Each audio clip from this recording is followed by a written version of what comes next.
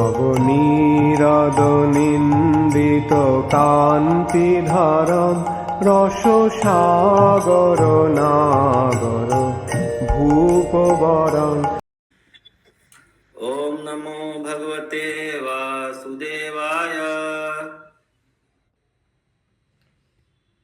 ओम नमो भगवते वासुदेवाय। ओम नमो भगवते वासुदेवाय। ओम नमो भगवते वासुदेवाय। ओम नमो भगवते वासुदेवाय। ओम नमो भगवते वासुदेवाय। नारायणं नमस्कृत्यं नरं चैव नरोत्तमं देवीं सरस्वतीं व्यासं ततो जयमुदीरयेत्। नष्टप्रायेषु अभद्रेषु नित्यं भागवत सेवया भगवते उत्तमा श्लोके भक्तिर्भवति नैष्ठिकी। कृष्णाय वासुदेवाय देवकी नंदनाय च नन्दगोपकुमाराय गोविन्दाय नमो नमः। मूकं करोति वाचालं पङ्गुं लङ्घायते गिरिं यत्कृपातमहं वन्दे श्रीगुरो दीनतारिणम्। श्रीचैतन्येश्वरं परमानन्दमाधवं हरि ओं तत्सत्। हरे कृष्णा। तो हम लोग फिर से एक बार शिवाद अभय चरणारविंद भक्ति विधान स्वामी प्रभुपाद का प्रणाम मंत्र पढ़ते हुए इस छठे स्कंद में प्रवेश करेंगे। नमो विष्णुपदाय कृष्ण प्रेष्ठाय भूतले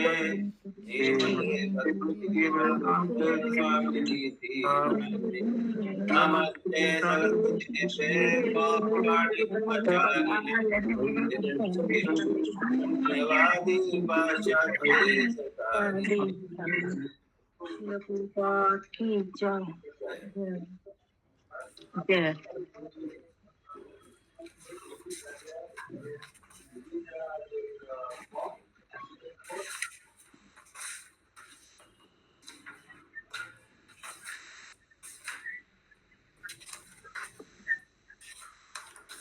तो छठा स्कंद का पहला अध्याय है अजामिल के जीवन का इतिहास। पूरे श्रीमद् भागवत में 10 विषयों के वर्णन मिलते हैं जिनमें सृष्टि, परासृष्टि तथा लोक सम्मिलित है। श्रीमद् भागवत के वक्ता सुखदेव गोस्वामी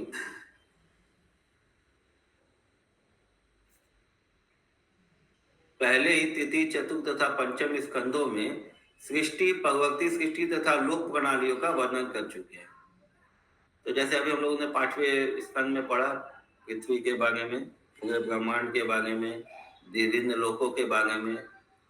तो अब इस छठे स्कंद में जिसमें 19 अध्याय हैं, ये पोषण अर्थात भगवान द्वारा संरक्षण का वर्णन करेंगे। कैसे भगवान प्रोटेक्ट करते हैं, कैसे भगवान जीवों का रक्षा करते हैं, भक्तों का रक्षा करते हैं। प्रथम अध्याय में अजामिल का इतिहास है, जो एक बहुत बड़ा पापी व्यक्ति माना जाता है। किंतु जब विष्णु के 4 दूत यमराज के दूतों से उसे छुड़ाने पहुंचे तो उसे मुक्ति मिल गई। इस अध्याय में इस कथा का पूर्ण विवरण दिया गया है। अपने पापमय जीवन के फलों से छुटकारा पाने के बाद किस तरह अजामिल मुक्त हुआ। पाप कर्म इस जीवन तथा अगले दोनों ही जीवनों में कष्टप्रद होते। हमें यह निश्चित रूप से जान लेना चाहिए कि समस्त कष्टमय जीवन का कारण पाप कर्म है। सकाम कर्म के मार्ग में मनुष्य पाप कर्म अवश्य करता है और कर्म कांड की विचारधारा के अनुसार विभिन्न प्रकार के प्रायश्चितों की संस्तुति की जाती है। तो कर्म कांड में सब बताया जाता है कि आपसे ये पाप हुआ है तो उसका प्रायश्चित ऐसे है, वैसे इस तरह का दान, दक्षिणा, हवन, यज्ञ इत्यादि का कुछ कुछ प्रावधान है। किंतु प्रायश्चित की ऐसी विधियां मनुष्य को उस अज्ञान से मुक्त नहीं कराती जो पापमय जीवन का मूल है। तो मतलब रोग का जो जड़ है वो तो बना ही रह जाता है, अज्ञान तो रह ही जाता है। आपने तो भले ही हमने प्रायश्चित कर दिया, कोई दान धर्म कर दिया किसी पाप को काटने के लिए, लेकिन जिस कारण से वो पाप हुआ, क्या कारण था? वो अविद्या, जो हम लोग अज्ञान में है, तो अज्ञान तो भी रह ही गया। इसलिए यह प्रायश्चित जो है शुद्धिकरण के लिए पर्याप्त नहीं है। ज्ञान के मार्ग पर वस्तुओं को यथार्थ रूप में समझने से व्यक्ति पापमय जीवन से मुक्त हो जाता है। इसीलिए ज्ञान अर्जन को भी प्रायश्चित की एक विधि माना जाता है। तो ज्ञान होने से, जैसे अभी हम लोगों को ज्ञान हुआ ना, इतना तरह का नरक है, क्या क्या करने से कौन कौन सा नरक भोगना पड़ जाएगा, तो थोड़ा डर लगेगा, तो ज्ञान आया। तो ज्ञान आया तो लोग, मतलब हम लोग चेष्टा करेंगे कि हो सके तो उन पापों से बचने का प्रयास करें। तो इसीलिए ज्ञान की भी, ज्ञान भी जो क्या एक तरह से प्रायश्चित की तरह एक विधि माना जाता है। सकाम कर्म संपन्न करते समय मनुष्य तपस्या, ब्रह्मचर्य, मन तथा इंद्रिय के संयम, सत्यता तथा योगाभ्यास के द्वारा पापमय जीवन के कर्मों से मुक्त बन सकता है। ज्ञान को जागृत करके भी व्यक्ति पाप के फलों को निष्प्रभावित कर सकता है, किंतु इनमें से कोई भी विधि उसे पाप कर्म करने की प्रवृत्ति से मुक्त नहीं कर सकती। मतलब जो पाप करने का प्रवृत्ति है, जो जीवन में जो 6 दोष होता है, उसमें से एक है जो उनको वो दोष क्या है, वो सब पाप करने की प्रवृत्ति है। तो ये प्रवृत्ति जो है तो भी रह जाता है। हम लोग प्रायश्चित कर लेते हैं, ज्ञान अर्जित कर लेते हैं, तो प्रवृत्ति खत्म नहीं होता। तो प्रवृत्ति जो मूल कारण है, जड़ है, उसको कैसे निकाला जाता है? भक्ति योग के द्वारा मनुष्य पापमय जीवन की प्रवृत्ति से पूरी तरह बच सकता है। अन्य विधियां अधिक उपयोगी नहीं है। इसीलिए क्यों उपयोगी नहीं? कि बाकी विधियों से जो है, जो समस्या का जो मेन जड़ है वो रह जाता है, उसका ट्रीटमेंट नहीं होता है। इसीलिए वैदिक साहित्य का निष्कर्ष है, कर्म कांड तथा ज्ञान कांड की विधियों की अपेक्षा भक्ति अधिक महत्वपूर्ण है। एकमात्र भक्ति मार्ग ही हरेक के लिए कल्याणकारी है। सकाम कर्म तथा चिंतन पर ज्ञान स्वतंत्र रूप से किसी को मुक्त नहीं कर सकते, किंतु कर्म तथा ज्ञान से स्वतंत्र रहते हुए भक्ति इतनी शक्तिशाली होती है कि जो व्यक्ति कृष्ण के चरण कमलों पर अपने मन को स्थिर कर लेता है, उसके स्वप्न में भी यमदूत न आने की गारंटी रहती है। इस कथा से हम लोग को पता चलेगा, जमन की कथा से। भक्ति की शक्ति सिद्ध करने के लिए श्री सुखदेव गोस्वामी ने अजामिल के इतिहास का वर्णन किया। अजामिल कान्यकुब्ज यानी कि कन्नौज का निवासी था, कान्यकुब्ज ब्राह्मण था। उसके माता पिता ने उसे वेदों का अध्ययन करके तथा विधि विधानों का पालन करके पूर्ण ब्राह्मण बनने का प्रशिक्षण दिया था। मतलब उसको पूरा ज्ञान दिया गया था उसको। किंतु अपने विगत कर्मों के कारण वह युवक ब्राह्मण किसी तरह से एक वेश्या के प्रति आकृष्ट हो गया और उसकी संगति के फलस्वरूप वह पतित हो गया और उसने सारे विधि विधानों को त्याग दिया। जो उसका नित्य कर्म जो था, उसका ब्राह्मण होने के कारण जो उसको करना चाहिए था, वो सब कर्मों को उसने त्याग दिया। उसने उस वैश्या के गर्भ से 10 पुत्र उत्पन्न किए, जिनमें से अंतिम का नाम नारायण था। अजामिल की मृत्यु के समय जब यमदूत उसे लेने आए तो उसने भयवश जोग से नारायण का नाम पुकारा, क्योंकि वह अपने इस छोटे पुत्र से बहुत आसक्त था। इस तरह उसने आदि नारायण भगवान विष्णु का स्मरण किया। यद्यपि उसने पूर्णतया निरपराध होकर नारायण के पवित्र नाम का उच्चारण नहीं किया था, फिर भी उसका प्रभाव पड़ा। तो देखिए भगवान का नाम कितना शक्तिशाली है। जो ही उसने नारायण के पवित्र नाम का उच्चारण किया, तो ही भगवान विष्णु के दूत वहां पर प्रकट हुए। अतः भगवान विष्णु के दूतों तथा यमराज के दूतों के बीच वाद विवाद उठ खड़ा हुआ और इस वार्तालाप को सुनकर अजामिल मुक्त हो गया। तब सकाम कर्मों का बुरा प्रभाव उसकी समझ में आया और वह यह भी समझ सका कि भक्ति की विधि कितनी उच्च है। हरे कृष्ण। श्लोक संख्या 1।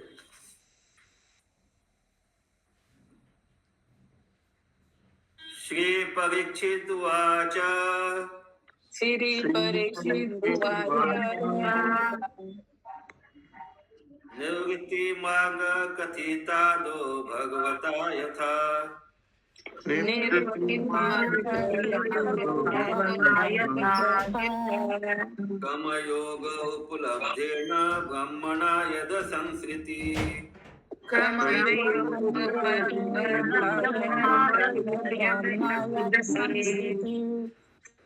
ये अनुवाद कौन पढ़ेगा आज? पढ़े प्रभु जी। पढ़िए। हरे कृष्ण। हाँ पढ़िए। एक बार म्यूट कर लीजिए शुभंती माता जी।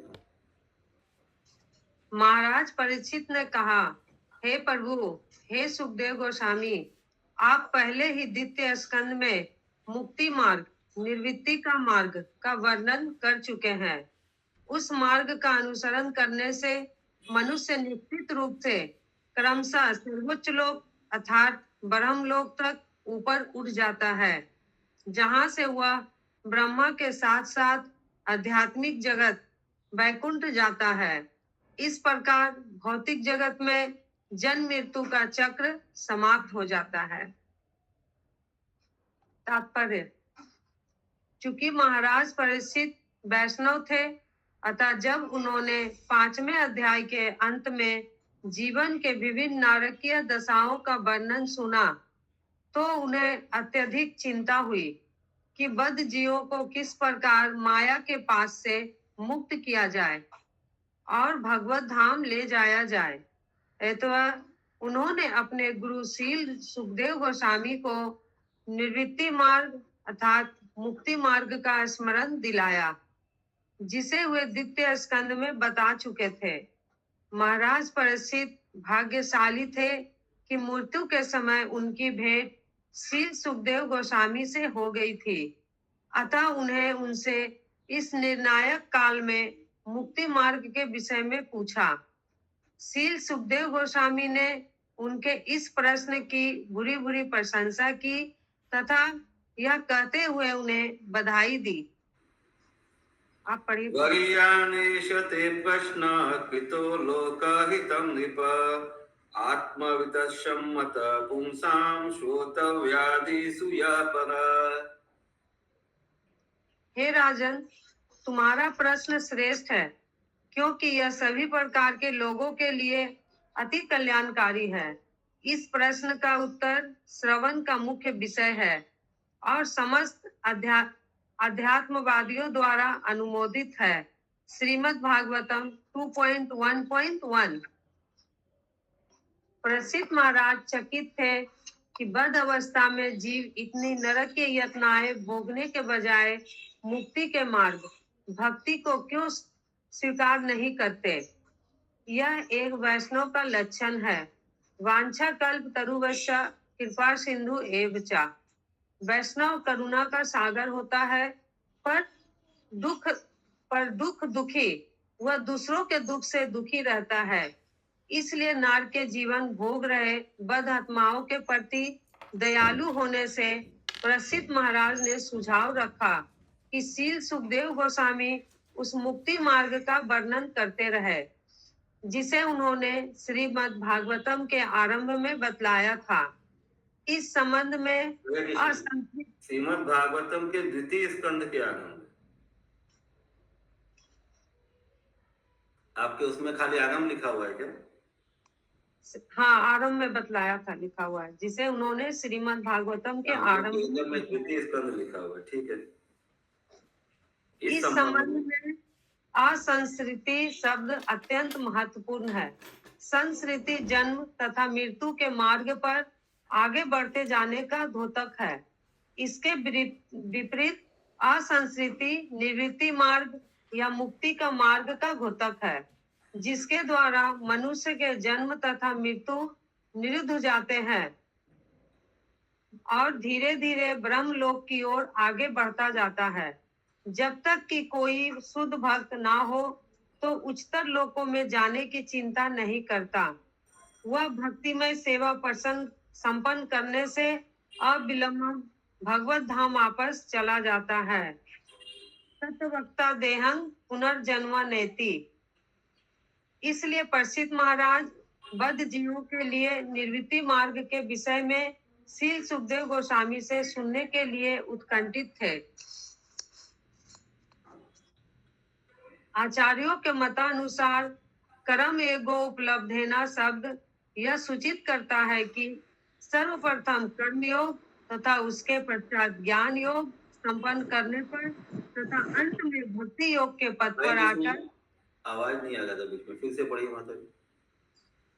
आचार्यों के अनुसार कर्मयोग लब्धेना शब्द यह सूचित करता है कि सर्वप्रथम कर्म योग तथा उसके पश्चात ज्ञान योग संपन्न करने पर तथा अंत में भक्ति योग के पद पर आकर मनुष्य मुक्त हो सकता है।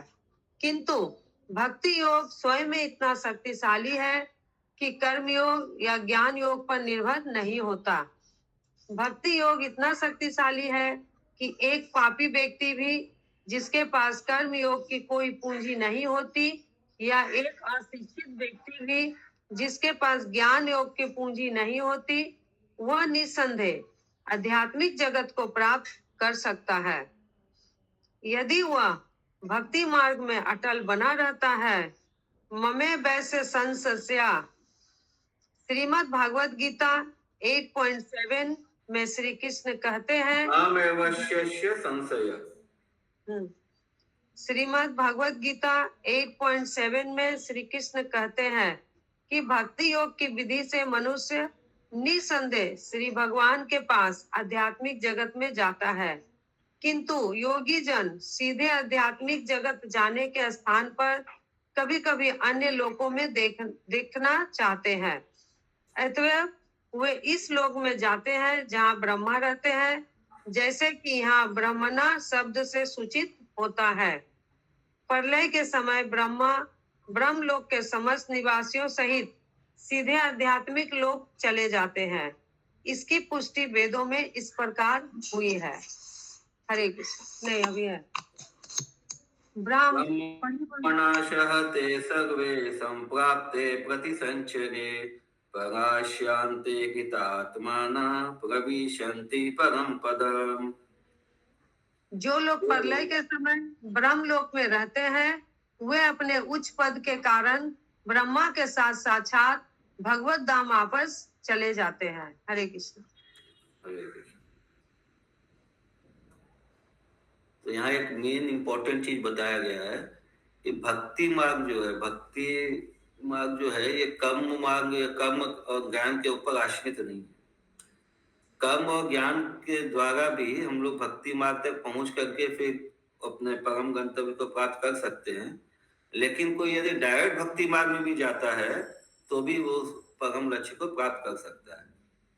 कर्म और ज्ञान अकेले जो है हम लोगों को लक्ष्य नहीं दिलाते। कर्म मार्ग में जो लोग होते हैं ना कि हम लोग अच्छा कर्म करेंगे तो अच्छा होगा, या ये कर्म करेंगे, निष्काम कर्म करेंगे, सकाम कर्म करेंगे, उसमें जो फंसे रहते हैं कर्मों में, तो वो कभी भी भक्ति मार्ग तक मतलब वो उसमें अपने परम गंतव्य जो है भगवान का जो लोक है वहां तक नहीं जा पाते।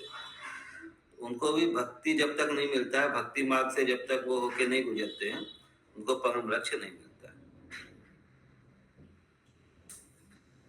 श्लोक संख्या 2।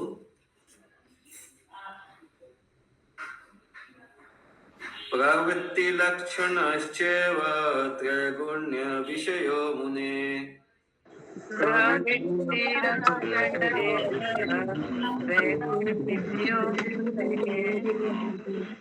यशो अलीना प्रकृते गुणा संग पुनः पुनः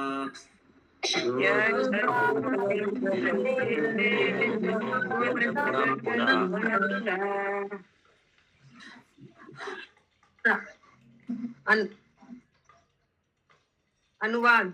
हे मुनि, श्री सुखदेव गोस्वामी जब तक जीव प्रकृति के भौतिक गुणों के सकर्मण से मुक्त नहीं हो लेता, वह विभिन्न प्रकार के शरीर प्राप्त करता है जिनमें वह आनंद या कष्ट पाता है, और शरीर के अनुसार उसमें विविध अभिरुचियां होती हैं।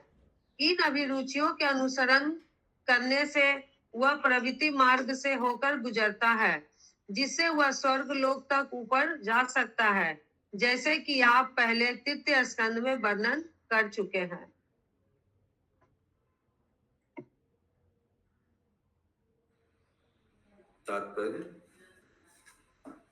श्रीमद् भागवत गीता 9.25 में श्री भगवान श्री कृष्ण का कथन है,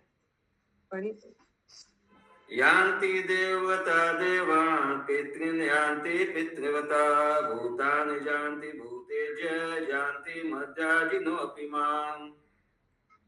जो लोग देवताओं की पूजा करते हैं वो देवताओं के बीच जन्म लेंगे। जो लोग भूत प्रेतों की पूजा करते हैं वो उन्हीं के बीच जन्म लेंगे। जो लोग पितरों की पूजा करते हैं वो पितरों के पास जाते हैं, और जो लोग मेरी पूजा करते हैं वो मेरे साथ निवास करेंगे। प्रकृति के विभिन्न गुणों के प्रभाव के कारण जीवों में नाना प्रकार की प्रवृत्तियां या लालसाएं पाई जाती है, इसलिए वे विविध गंतव्यों को प्राप्त होने के योग्य होते हैं। जब तक मनुष्य भौतिक रूप से आसक्त रहता है तब तक वह भौतिक जगत के प्रति आकर्षण के फलस्वरूप स्वर्ग लोक तक ऊपर उठना चाहता है, किंतु पूर्ण पुरुषोत्तम भगवान घोषणा करते हैं, जो लोग मेरी पूजा करते हैं वे मेरे पास आते हैं। यदि किसी को परम भगवान तथा उनके धाम के विषय में जानकारी नहीं होती तो वह केवल उच्च भौतिक स्थिति तक ऊपर उठना चाहता है, किंतु जब वह इस निष्कर्ष पर पहुंचता है कि इस जगत में बारंबार जन्म मृत्यु के अतिरिक्त कुछ भी नहीं, तो वह भगवत धाम वापस जाने का प्रयत्न करता है। यदि वह इस गंतव्य को पा लेता है तो फिर उसे इस भौतिक जगत में वापस आने की आवश्यकता नहीं रह जाती। हाँ बोलो।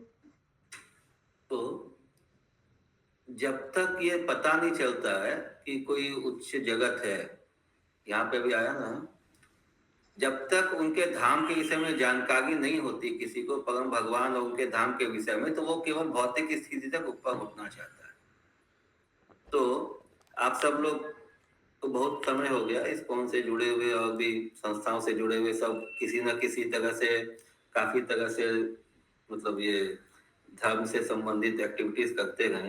तो इस्कॉन में जुड़ने के पहले, प्रभुपाद का शिक्षा प्राप्त करने के पहले किनको पता था भगवान के बारे में और भगवान का जो धाम है गोलोक धाम उसके बारे में?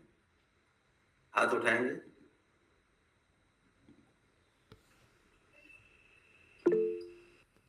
नंदिनी माता जी आगे बोलो।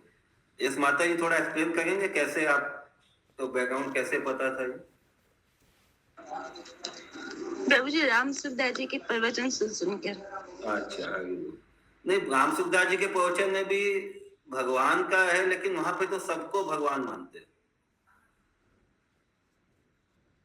ईश्वर परम कृष्ण का कंसेप्ट नहीं है उसमें, और खाली गोलोक वृंदावन का, हालांकि वो मतलब कृष्ण का पूजा करने का, कृष्ण का ये संतुष्टि करते हैं राम कृष्ण का, लेकिन एक मतलब एकमात्र ईश्वर परम कृष्ण, केवल एक कृष्ण, वो कंसेप्ट नहीं है ना। दिलीप प्रभु, दिलीप प्रभु म्यूट। तो यही है कि जब तक हम लोग को जानकारी नहीं होगा, जब हमको पता है कि भाई यहाँ पे गोविंदास है, गोविंदास में अच्छा मतलब बहुत शुद्ध प्रसाद मिलता है या बहुत अच्छा मिठाई मिलता है, जब हमको जानकारी है तभी हम लोग गोविंदा में जाएंगे ना।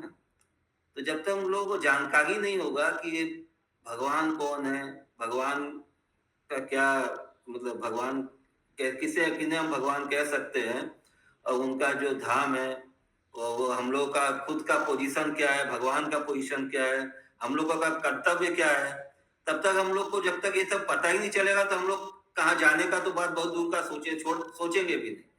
तब तक हम लोग क्या समझे कि यही कि यहाँ पे जो भौतिक सुख है उसी में से जो अच्छा जो सुखी है उसी को परम सुख मानेंगे। तो यही चीज यहाँ पे बताया गया है कि जानकारी होना, जानकारी बहुत जरूरी है। तो ये जानकारी जैसे हम लोग को मिला है तो हम लोग का भी परम कर्तव्य है कि ये ज्यादा से ज्यादा लोगों को इससे अवगत कराएं, ज्यादा से ज्यादा जीवों को इससे जोड़ने का प्रयास करें। क्योंकि देखिए कृष्ण भावना भी सबके अंदर में है सुप्त अवस्था में। हम लोग को जाके कोई नया चीज नहीं कर रहे, जन्मों जन्मों से जैसे हम लोग जुड़े हुए भगवान से, सभी तो आत्मा भगवान प्राण से सभी कोई जुड़ा हुआ है। खाली हम लोग को उसको पुश कर देना है, थोड़ा सा उनको झटकोर देना है और जोड़ देना कि वापस वो अपने जो है, जैसे हम लोग एक रास्ते पे चल रहे हैं अपने मार्ग पे, वो भी अब सही रास्ते पे आए। कहाँ थे माता जी? कोई प्रश्न है नंदिनी माता जी?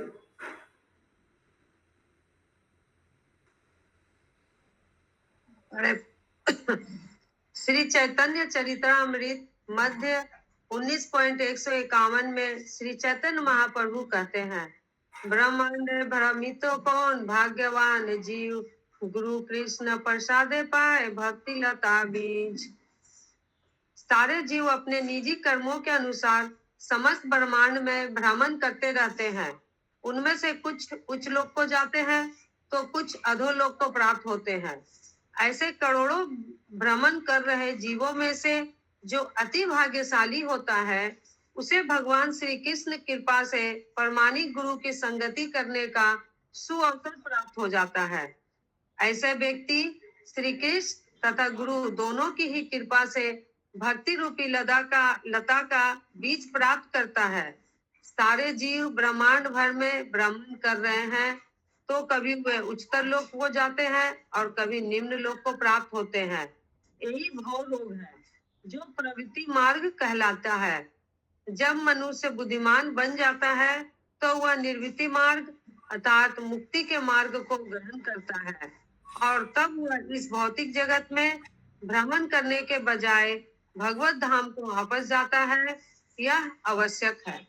हरे कृष्णा। बीच बीच में माता जी आपका कट हो जा रहा है, आप लोग को भी लगा है क्या या खाली हमको लगा है? आवाज लास्ट पैराग्राफ में नहीं, आवाज तो ठीक आ रहा है। आवाज क्लियर है प्रभु? तो हमको लगता है मेरा नेटवर्क डिस्टर्ब होगा, इसलिए बार बार थोड़ा ये कम आ रहा नहीं, आवाज अच्छा है। है। ओके, ठीक है। किसी का कोई प्रश्न है, आगे बढ़े।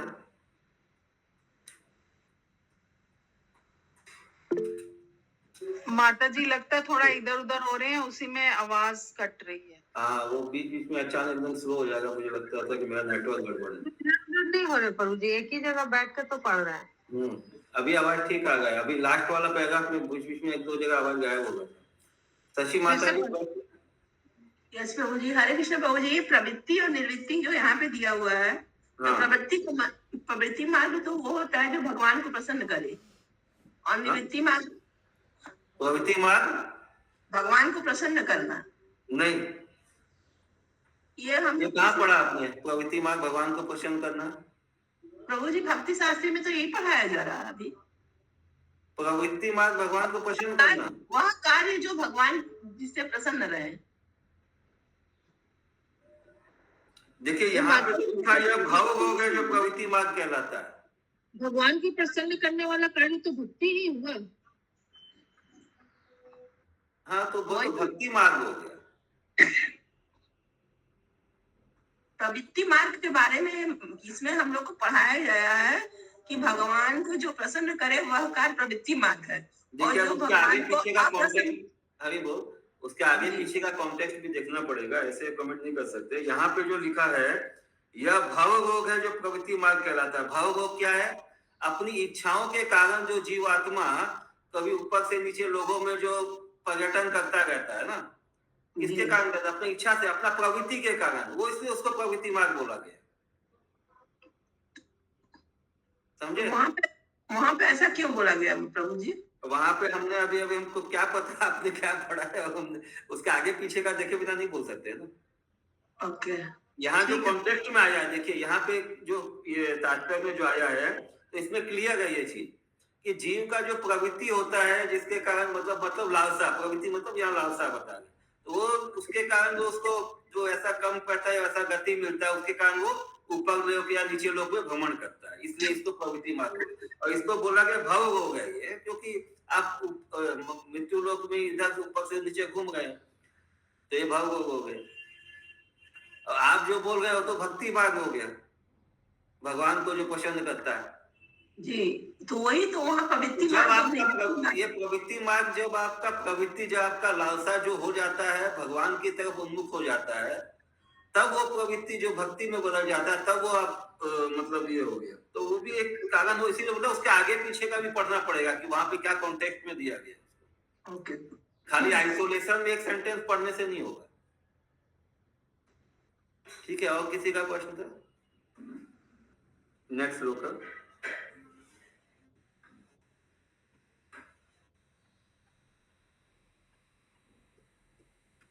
हरे कृष्णा माता जी। हमको लगता है आपको कंफ्यूजन है, क्योंकि देखिए यहाँ पे लिखा है जब मनुष्य बुद्धिमान बन जाता है, मतलब जब उसको पता चल जाता है कि ये ऊपर नीचे का चक्कर गड़बड़ ऐसे निकलना है, तो वह निवृत्ति मार्ग को ग्रहण करता है। तो भगवान को जो प्रिय है वो तो निवृत्ति मार्ग होना चाहिए, प्रवृत्ति मार्ग कैसे होगा? एक बार वापस से आप देखिएगा या उसके आगे मैं आपको भेज दूंगी जो महाराज प्रभु जी लिखे हैं, मैं आपको भेज दूंगी। ठीक है। वो प्रभु जी लिखे हैं कि कोई बुक में है? वो जी चार्ट बनाते हैं ना, उसमें लिखते रहते हैं, तो उसी में मैं आपको भेज दूंगी। हरे कृष्ण माता जी, कई बार ना एक ही वर्ड का अलग अलग जगह पे यूज होता है, उसका मीनिंग अलग हो जाता है। वो हो सकता है, वो किस कॉन्टेक्स्ट में वो भी समझना पड़ेगा। श्लोक संख्या 3। अधर्म लक्षणाना नरकाश्चानुवर्णिता।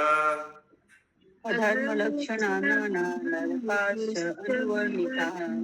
मनोऽन्तश्च व्याख्यात आद्य स्वयंभुवजत।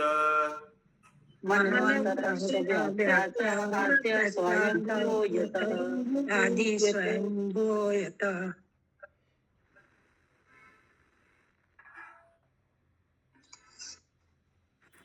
पढ़िए माता जी।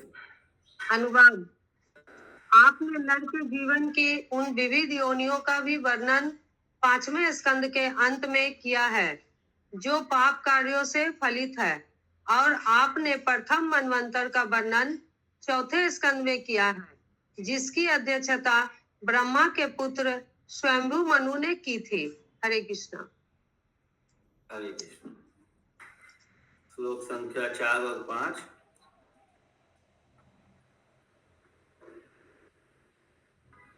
प्रियवतो उत्तानपादो वंश तच्चरितानि च।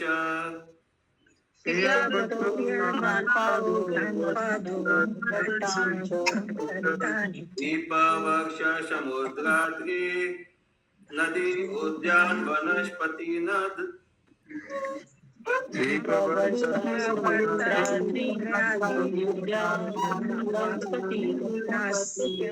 रामंडल संस्थानं भागं भाग लक्षण मानत।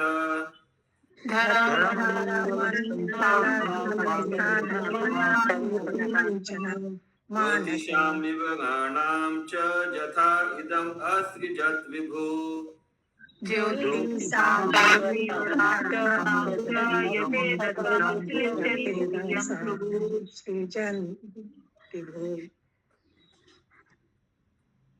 हरे कृष्णा।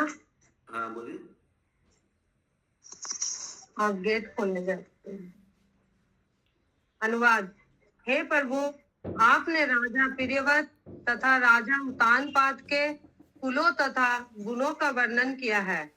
पूर्ण पुरुषोत्तम भगवान ने इस भौतिक जगत की रचना विविध ब्रह्मांडों, ग्रह मंडलों, ग्रहों तथा नक्षत्रों, विविध भूभागों, समुद्रों, महासागरों, पर्वतों, नदियों, उद्यानों तथा वृक्षों से की है जिनके लक्षण भिन्न भिन्न है। ये इस पृथ्वी लोक, आकाश के प्रकाश पिंडों तथा अधोलोक में विभाजित है। आपने इन लोकों का तथा इनमें रहने वाले जीवों का बहुत ही स्पष्ट वर्णन किया है।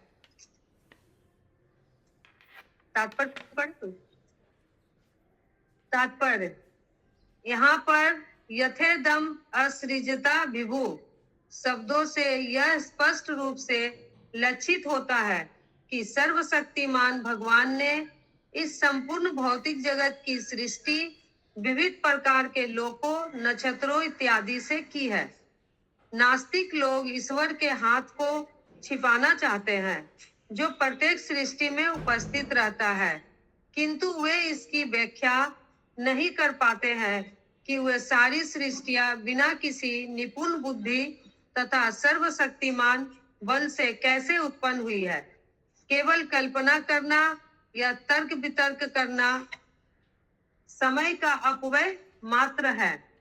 श्रीमद् भागवत गीता 10.8 में श्री भगवान कहते हैं, अहम सर्वस्य प्रभा, मैं हर वस्तु का उद्गम हूँ, मत सर्व प्रभव।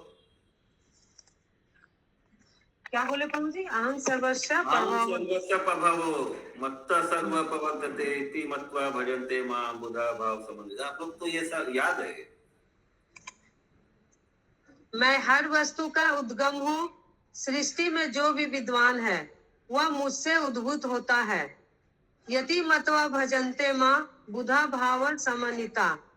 जब मनुष्य पूर्ण रूप से यह समझ लेता है कि मैं अपनी सर्व शक्तिमत्ता से हर वस्तु को उत्पन्न करता हूँ, तो वह भक्तिमय सेवा में दृढ़ हो जाता है और मेरे चरण कमलों में पुण्यता समर्पण कर देता है। दुर्भाग्यवश अज्ञानी व्यक्ति श्री कृष्ण की सर्वश्रेष्ठता को तुरंत नहीं समझ पाते। फिर भी यदि वे भक्तों के संगति करते हैं और प्रमाणिक पुस्तकें पढ़ते हैं तो धीरे धीरे सही ज्ञान को प्राप्त होते हैं। यद्यपि इसमें अनेकानेक जन्म लग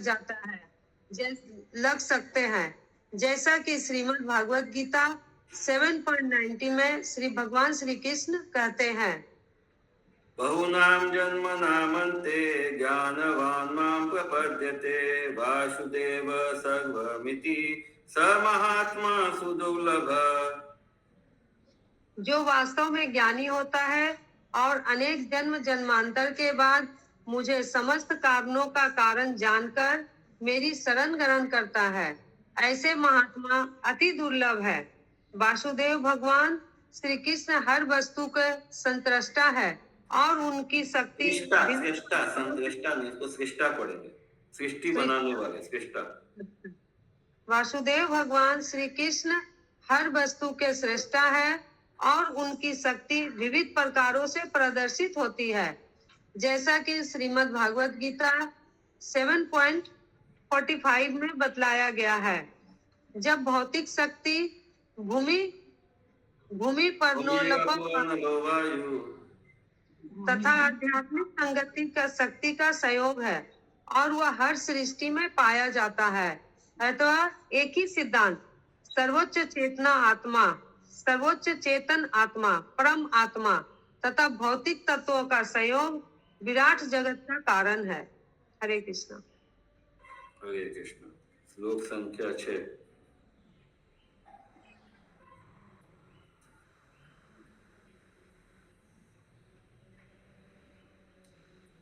आधुने महाभाग यथेव नगकान्नग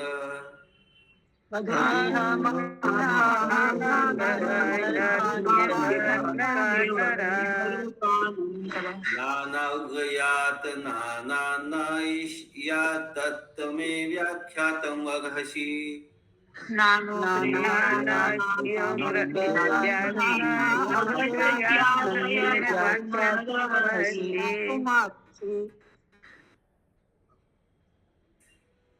हे परम भाग्यशाली तथा ऐश्वर्यवान सुखदेव गोस्वामी, अब आप कृपा करके मुझे बतलाएं कि मनुष्यों को किस प्रकार उन नरक की स्थितियों में प्रवेश करने से बचाया जा सकता है जिनमें उन्हें भीषण यातनाएं सहनी पड़ती है। तात्पर्य 5वें स्कंद के 26वें अध्याय में श्री सुखदेव गोस्वामी ने बतलाया है कि जो लोग पाप कर्म करते हैं उन्हें नरक लोकों में प्रवेश करने के लिए तथा कष्ट उठाने के लिए बाध्य किया जाता है।